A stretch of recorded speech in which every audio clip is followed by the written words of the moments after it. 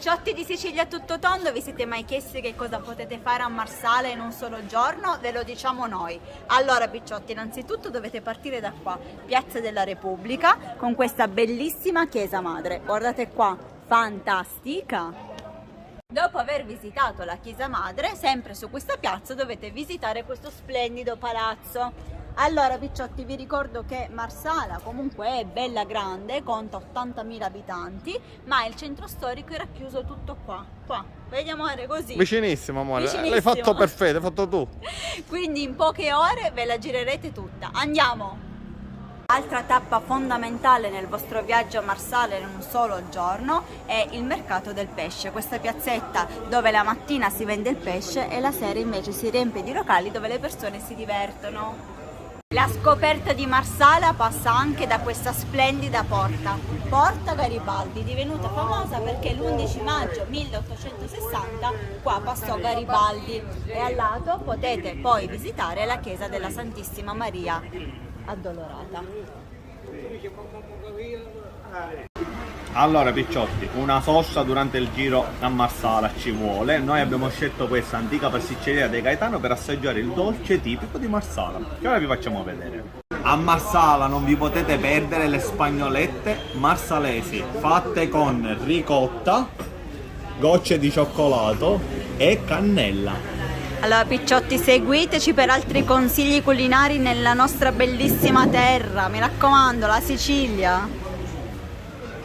Allora picciotti, ad un certo punto in via Garibaldi dovete fermarvi qua, perché qua c'è un bel fresco. E dove siamo? Siamo all'interno del comune.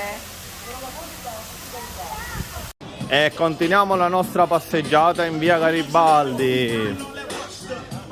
Alla fine della via 11 maggio arriverete qua in Piazza della Repubblica con questa splendida porta e noi ora andiamo lì al giardino. Amore, come si chiama giardino? Cavallotti può essere? Cavallotti, andiamo. Io preparato. Guardate qua, Cine Impero. Amore, anche tu hai il tuo impero, dove vai? Avanti picciotti, andiamo a scoprire questo giardino Cavallotti. Pensate che questo giardino fu costruito nella metà dell'Ottocento ed è vasto ben 13.000 metri quadrati, picciotti. La parte più bella di questo giardino secondo me sono questi due alberi enormi che si abbracciano, vedete? Si abbracciano lì. Sembra tutto uno. È vero, bellissimo. Usciti dalla villa attraversiamo Porta Nuova e ritorniamo in città verso via 11 maggio. Durante la vostra passeggiata a Marsala potrete incontrare anche questo, che è un'antica piazza romana. Ultima tappa a Marsala, la chiesa del Purgatorio e il museo degli Arazzi. Questi sono gli orari per poter visitare il museo, picciotti. E vi facciamo vedere anche il QR code, così siamo tutta alla moda.